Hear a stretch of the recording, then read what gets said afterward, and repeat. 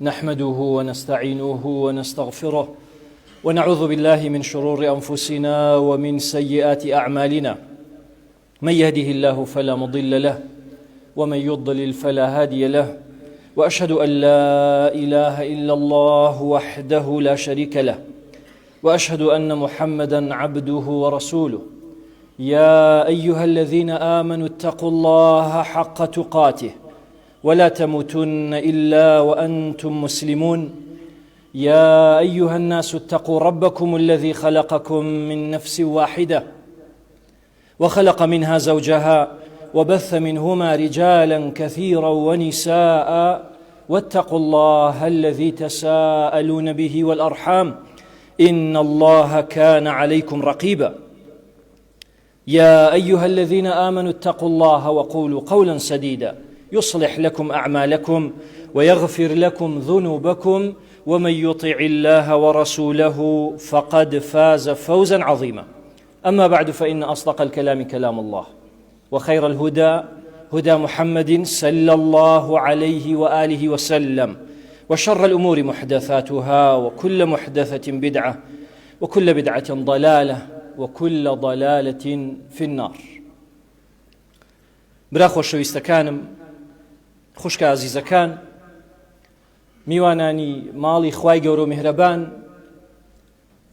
بەڕاستی کەسی عاقڵ و ژیر ئەوەیە کە خۆی بناسێ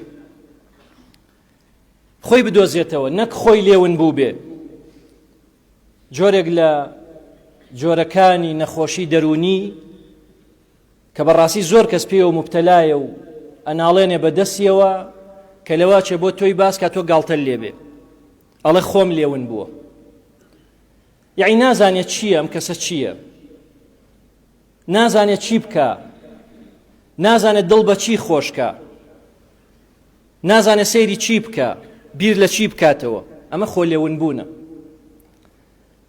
بەڵام موسڵمان دوورە لەم نەخۆشیە لەبەرەوەی لە قورئانە خوای گەورە و باڵا دەست باسی شخصیەت و کەسایەتی ئێمەی کردووە فەرمێ لقد أنزلنا إليكم كتابا فيه ذكركم خوای گەورە فەرمێ لە قورئان بەڕاستی ئێمە قورئانێکمان بۆ ئێوە ناردووە باسی خۆتانی تایە باسی خۆتی تایە تۆ چ کۆمەڵەیەکی یەک کۆمەڵە خەڵک چاک نین لە قورئان چەندین کۆمەڵی تایە بزانە تۆ کامیانی باسی خەڵکی خراپی تایە بەڵام یەک کۆمەڵە نین چەندین کۆمەڵی تایە تۆ خۆت پارێزە نەوەک لەوان بی بۆیە موسڵمان بەڕاستی ئەبێ شخصیەتی خۆی بناسێ ئەبێ عیبی خۆی بزانێ ئەبێ خۆی بدۆزێتەوە ئەبێ بزانێ کە بە خۆی ئەڵێ موسلیم یان مؤمن بزانێ موسلیم و مؤمن لە قورئان و سوننە چۆن هاتووە تاوا بێ چونکە ئینسان بەڕاستی وەکو پێغەمبەرە فەرمێ صلی الله عليه وسلم إنه لا يدخل الجنة إلا نفس مؤمنة ناچێتە بەهەشت إلا نفسێک نەبێ کە باوەڕدار بێ ئەوەی باوەڕدار نەبێ ناچێتە بەهەشت ئەبێ ئەو کەسە موسلیم بێ ئەبێ مؤمن بێ موسلیم و مؤمن کێیە برا خۆشەویستەکانم خۆت بناسە شخصیەتی موسڵمان بەرامبەر بە پەروەردگاری تۆ پەروەردگارێک دروستی کردووی پەروەردگارێک ئەبێ بیپەرستی هەر ئەو شایستەی پەرستنە ئەو ئیلاه و معبودی تۆیە کەواتە کەسی موسلیم و مؤمن کەسێکی موحید و یەک خوا پەرستە کەسێکی مشریک نییە کەسێک نییە شەریک بۆ خوا بڕیار بە بڵێ ئەم بارانی بۆمانەبارێت لە فڵان بورجەوەیە بڵێ بە سەری باوکم بڵێ بە شەرەفم بڵێ بە تەلاقم چونکە هەر سوێن تەنیا بە خوا هەموو کاتێکی سوێن ناخوا چونکە کەسی سوێن خۆر کە زۆر سوێنە خوا نابێت گوێ ڕایەڵی بکرێت کەسێکی مەذمومە لە ناو قورئان سەرزەنش کراوە ولا تطع كل حلاف مهين خوای گەورە و باڵا دەستە فەرمێ کەسی موحیدەوەیە پشتیوانی تەنیا بەخوایە تەوەکول بەخوا بەستێ بۆ ڕسق ناگری بە دەزەوە کە بڵێ ئەمرم لە برسا لەبەرەوەی پشتیوانی بەخوایە خوای بەسە ومن يتوكل على الله فهو حسبه هەر کەسێ پشت بە خوای خۆی ببەستێ خوای بەسە کەواتە ئیتر بۆچی خەم بخوا کەسی موحید و یەکخواپەرست گومانی خێر بەخوای خۆیە بە، گومانی شەڕی پێ نابە، گومانی خراپی پێ نابە. ئیمامی شافعی ڕەحمەتی خوای لێبێ کە لێ پرسن گومانی خراپ بردن بەخوای خۆت چۆنە؟ فەرمی بریتێ لە وەسوەسە و ترسی دائیمەن. وەسوەسە دەبێ، وەسوەسە دائیمەن بترسی لەوەی کە من بمرم لە برسا، بترسی لەوەی کە من بمرم، بترسی لەوەی کە مناڵم لە دەست بچێ، خێزانم لە دەست بچێ، دنیام لە دەست بچێ. ئەمە گومانی شەڕ بردنە بەخوا. تۆ خۆت بەرە دەست خوا، دڵنیا بە شتەکانی تۆ هەمووی لە قەدەرێکا نووسراون.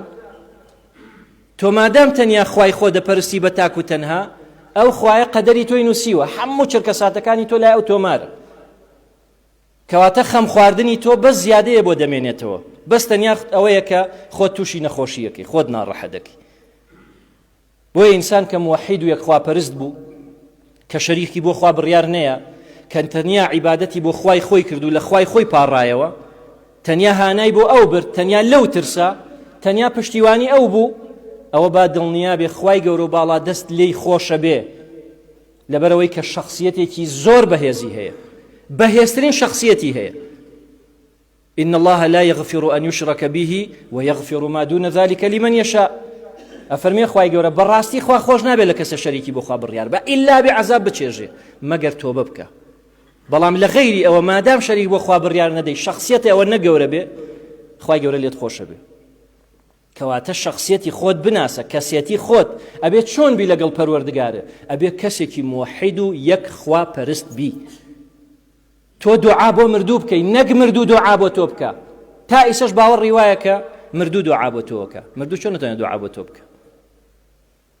دوعا عیبادەتە، ئەو عیبادەتە تا لە دنیایت ئەتوانی بیکەی. ئێستا دوعا بکە بۆ خوای خۆ، لە خوای خۆت، بۆ خۆت، بۆ ماڵ و منداڵت، بۆ مسلمانان. بەس کە مردی ناتوانی دوعا بۆ خەڵک بکەی. فەرموو دەلیلێکم بۆ بێن، بەڵگەیە بێنە لە قورئان، بەڵگەیە بێنە لە حەدیث، بەڵگەیە بێنە لە ئیشی سەحابە، بەڵگەیە بێنە لە ئیشی تابعین، تابعی تابعین، بەڵگەیەکی چوار مەزهبەکە بێنە. نییە برام، شتیوان نییە، شتیوان نییە، هەمووی درۆ دەلەسەی لەسەرە. بۆیە شخصیەتی مسلمان بەهێزە لەگەڵ پەروەردگاری خۆی، کەسێکی موحید و یەک خواپەرستە.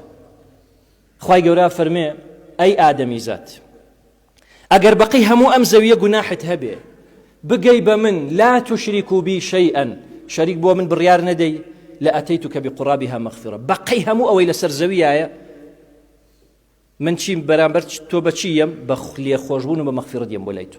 بەڵام کە شەریکت بۆ خوا بڕیاردا حاڵە خراپ. کە نوشتەیەکت هەڵواسی خۆت دادەست نوشتەیەک، ئەوە بەڕاستی تۆ شەریکت بۆ خوا بڕیاراوە. من تعلق تەمیمەة فقد أشرك، پێغەمبەر فەرمێ صلی الله عليه وسلم. ئەوەی نوشتەیە هەڵبواسێ شەریکی بۆ خوا بڕیاراوە. چاوەزار هەڵەواسی، موروشی نەڵەواسی، تاکە نەعلە لەواسی، ناڵی گوێدرێژە لەواسی، ئەوە هەمووی زەرەر لە شخصیەتی موحیدی تۆ ئەیە. تۆ کەسێکی موحید نیت، تۆ بە تەنها خوای خۆت ناپەرستی، بۆیە ئیشانەکەی. خوای گەورە منی شوێش پارێزێ. ئینسان لەگەڵ خۆیان چۆن بێ، شخصیەتی مسلمان لەگەڵ خۆی. برا خۆشەویستەکانم، ئینسان لەگەڵ خۆیان بەڕەحمە.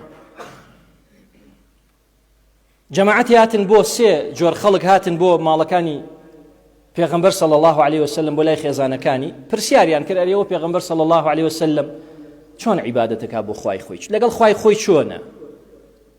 یەکێکیان بۆران کە بۆیان باسکردن پێغەمبەر صلی الله عليه وسلم ئاوایە وایە وایە کە ئەنهم تەقالوها، وتیان جاوەچی وەڵا هەر زۆر کەمە.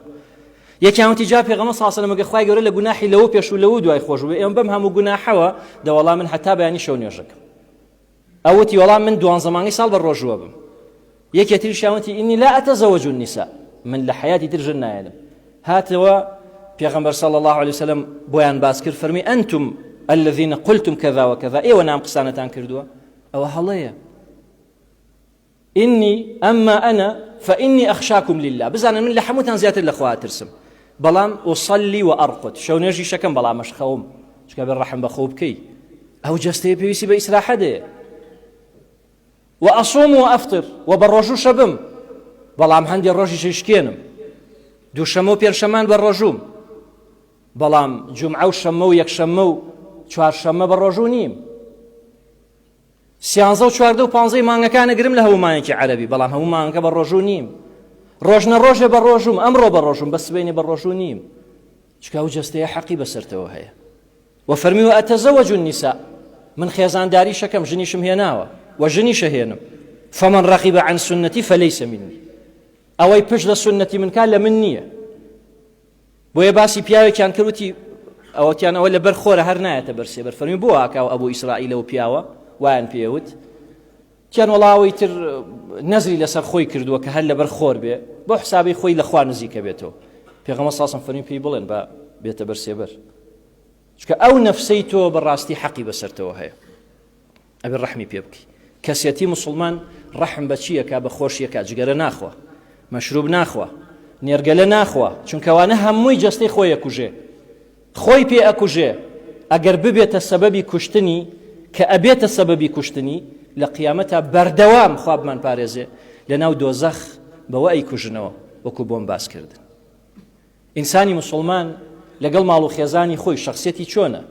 لەگەڵ ماڵ و خێزانی خۆی چاو لە پێغەمبەرەکە صلی الله علیه وسلم کە ئاوەسیەتی خوای گەورەی قبول کردو فەرمیەتی وعاشروهن بالمعروف.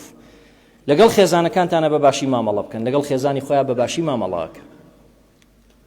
ئافرەتێک لەگەڵ مێردی خۆیان بەباشی مامەڵەکە. فەرمیەتی خەیڕکم خەیڕکم لئەهلیه وأنا خەیڕکم لئەهلی. باشترینتانەوەیە کە بۆ خێزانەکەی خۆی چاک بێەوە، من لە هەمووتان زیاتر بۆ خێزانی خۆم چاک. و فەرمیەتی هەر ئافرەتێ بمرێ و مێردەکە ڕازی بێچێتە بەهەشت پێچەوانەکەشی. لەگەڵ منداڵی خۆت پێغەمبەر صلی الله علیه وسلم پیاوەیە بۆ لای پێڵێ حتا ئیسە من مناڵەکانم مانج نەکردووە. فەرمی ئەوە یەکێکتان خوای گەورە ڕەحمی لە دڵی دەرهێناوە، ئەوە ڕەحم نەماوە لە دڵیا. بۆیە پێغەمبەر صلی الله علیه وسلم زۆر بەڕەحم بووە.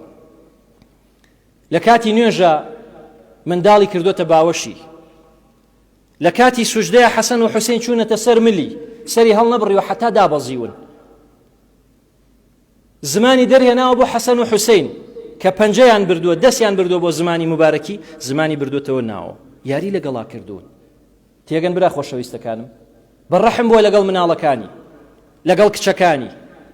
فەرموویەتی مناڵەکانتان لە ئاگر دەربێنن، حوتمیان بۆ بکەن، لە دەستی شەیطان بیان سنەوە، لە حەو ڕۆژیە حوتمیان بۆ بکەن، لە حەو ساڵیە ئەمری نوێژیان پێکەن، لە 10 ساڵیە جیان لێ جیاکەنەوە لەگەڵ خوشکەکانیان. خوشک و برابا بە یەکۆ نەخەون، گەورە بوو ژنیان بۆ بێنن، بیان دەن بەشوو بە کەسانێک کە موسڵمان و چاکە. ئەوە بەر پەروەردەکردنی منداڵە. لەبەرەی خوای گەورە فەرمانی پێکردو وەئمر ئەهلەکە بالصەلاة، ئەمر بە ماڵ و مناڵەکەت بکە بە نوێژ، وەستەبر عەلەیها، سەبر و تەحەمولی لەگەڵا بکە. لە ماڵەکەی خۆی چۆتە دەرەوە پێغەمبەر صلی الله علیه وسلم دەربارەی دراوسێکانی لەگەڵ دراوسەیە زۆر باش بووە. حتا پێغەمبەر صلی الله علیه وسلم کەسایەتی مسلمان و دوا ڕۆژی مسلمانی بەستووە بە دراوسێکەتەوە. فەرمیەتی ئیذا سمعت جیرانەکە یەقولون قد أحسنت فقد أحسنت. ئەگەر ببیسی دراوسەکانی ئەڵێن تۆ خەڵکێ چاکی، ئەوە بەڕاستی تۆ خەڵکێکی چاکی، کەسایەتی تۆ بە دراوسەکانتەوە بەستراوە. چۆنە بێ کەسێکی چاکبی لەگەڵ دراوسەکانە بێ؟ ئەگاو لە مناڵەکانە بێ. مناڵەکانە نەنێریتە دەرەوە خۆش لە ژوورەوە بخەوی، مناڵەکانە وەکو شەیطان لە دەرەوە دراوسەکان هەراسان بکەن، شوشەکانیان بشکێنن، سیارەکانیان بڕوشێنن، تایەکانیان فش بکەنەوە، ناڕەحەتیان بکەن بە تۆپێن و یاریکردن. ئەبێت تو ئاگەر لە مناڵەکانە بێ، ئەبێ ئاگەر لە خێزانەکەو بێ. پیاوانی دراوسەکەت ناڕەحەت نەکەی، دایمە خێزانەکەت لە بەردەرگا دانیشت بێ بە جلێکی تەنکەوە، پیاو ڕووی نەیە بێتەوە، عەلاگەیەکی پێ بێ قاچی ئەم لاولا بکە، خەری بێ بکەوە بە عەرزاونە تەریق بێتەوە. لەبەرەوەی کە کابرا خێزانەکەی لە دەرەوە دانا و 5 تریشی کۆ کردوتەوە بۆ زەم و زەمکاری و باسکردنی خەڵکی تر. ئەبێ ئینسان باش بێ بۆ دراوسەکانی، چونکە ببیستی دراوسەکانت پێت ئەڵێن خراپ، تۆ کەسێکی خراپی. وإذا سمعتهم يقولون قد أسأت فقد أسأت. ببیستی کە دراوسەکانە ئەڵێن خەڵکی خراپی، بەڕاستی تۆ خەڵکی خراپی. حەدیثەکەی عومەری کوڕی خەتابتان بیستووە، ڕزای خوای لێبێ، لە صحیح ئیمام بوخاری و مسلم، کە پێغەمبەر صلی الله علیه وسلم جەنازەیە تێپەڕێ، فەرموویەتی ئەوە واجب بوو و یەکێکی تر تێپەڕی، فەرمی واجب بوو. وتیان بۆ وا فەرمووی؟ فەرمی لەبەرەوەی ئەوەیان ئەثنەیتم عەلەیه خەیڕەن، لەبەرەوەی ئەوەیان وەصفی چاکەتان کرد، خوای گەورە خستیە بەهەشتی بۆ واجب کرد، و ئەوەشیان بە خراپە باستان کرد، خوای گەورە جەهەنەمی بۆ واجب کرد، خوای گەورە منی شێوەش پارێزێ. کەواتە زۆر مهمە براکان ئینسان کەسێتی خۆی بدۆزێتەوە لە دەرەوە، لە دەرەوە تۆ کەسێکی چۆنی لەگەڵ دایک و باوکت کە نزیکترین کەسن لە تۆ کە بەڕاستی دایک و باوکت هۆکاری ژیانی تۆن کچێک کوڕێکی خۆشەوێ کوڕێک کچێکی خۆشەوێ هەردوو بارەکە باوکی پێی خۆش نییە شوو بکا بەو کوڕە پێی خۆش نییە و کچە بێنێ مامۆستا ئاخر وەڵا باوکم نایەڵێ شوو بکەم بۆ نایەڵێ ئەو کچە بێنم یە چاوەکەم تۆ خۆت خەرە شوێنی باوکت ئەگەر تۆ باوکەکە بی و ئەویش کوڕەکە بێ 20 ساڵ 25 ساڵ تۆ گەورەت کردووە معقولە ڕای نەبێ لەوەی کە تۆ بابەشوو یا ژنت بۆ بێنێ ئەو لە تۆ شارەزاترە ئەوە زانێ و عایلەیە چۆنە بەکەڵکی ئێمە نایە ئەوانە تیکەی ئێمە نین ئەو کوڕە نوێژ ناکە ئەو کوڕە ئەخلاقی جوان نییە ئەو کچە خەڵک خراپ باسیەکە بەس ئەم تیری شەیطان لێ یاوە دڵی کون کردووە ئەڵێ ئیلا بێ هەرەوە بێ ئێ بەجۆ بۆ دایک و باوکە بگری ئەی کەواتە گەورەی دایک و باوکی تۆ لەکوێ بوو ئەی کەواتە بر الوالدین تۆ لەکوێ دەرەکەوێ وقضى ربك ألا تعبدوا إلا إياه وبالوالدين إحسانا خوای گەورە فەرمێ ئەو پەروەردگاری ئێوە وەسیەتی بۆ کردوون کە تەنیا ئەو بپەرستن و لەگەڵ دایک و باوکتانە چاک بن ئەی ئەو کاتە لەکوێ دەرەکەوێ چاکەکردن لەگەڵ دایک و باوک کە تەمەن درێژەکە لەکوێ دەرەکەوێ ئەگەر لەوێ دەرنەکەوێ ئەلەو بوارەیە بەڕاستی تۆ دەرەکەوی کە کەسێکی چاکی لەگەڵ دایک و باوکت یان نە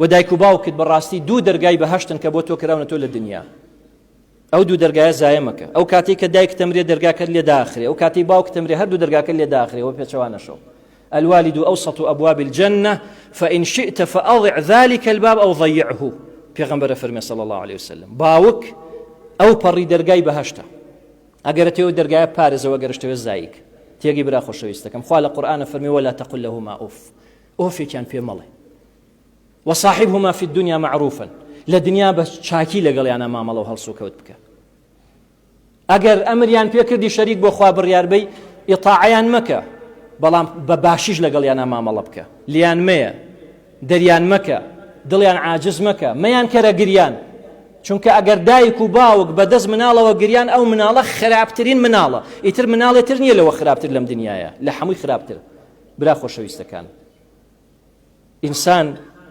چۆن بێ شخصیەتی خۆی لەگەڵ خزم و کەسوکار پێغەمبەر صلی الله عليه وسلم کەسایەتی خۆی کەسایەتێکی گەورە بووە کە بەڕاستی سیلەی ڕەحمی بەجێهێناوە هەمیشە کە خێرێکی کردایە بۆ ڕەفیقێکی خەدیجە هەبوو ڕەزای خوای لێبێ خێری بۆ ئەوی شەنارد ئەی فەرمووی لەبەرەوەی ئەمە ڕەفیقی خەدیجە بوو خێزانە کۆنەکی کە وەفاتی کرد پێش خۆی پێغەمبەر فەرمی صلی الله عليه وسلم إن من أبر البر أن يصل الرجل ود أبيه باوکە مردووە چۆن چاکەی لەگەڵاکی فەرمی لە چاکترینی چاکە ئەوەیە سەردانی ئەو کەسانە بکەی کە باوکێ وەختی خۆی سەردانی کردوون ئەوە باشترینی چاکەیە کە تۆ لەگەڵ باوکەیەکی سیلەی ڕەحم مەبچڕێنە سەردانی هەموو کەس و کارەکانێ بکە بە تەلەفۆنێکیش بێ هەواڵیان پرسە چونکە خوا لە قورئانە لعنەتی کردووە لە کەسێ کە سیلەی ڕەحم بچڕێنێ أولئك الذين لعنهم الله وأصمهم وأعمى أبصارهم ئەوانەی کە سیلەی ڕەحم بچڕێن خوا لعنەتی لێ کردوون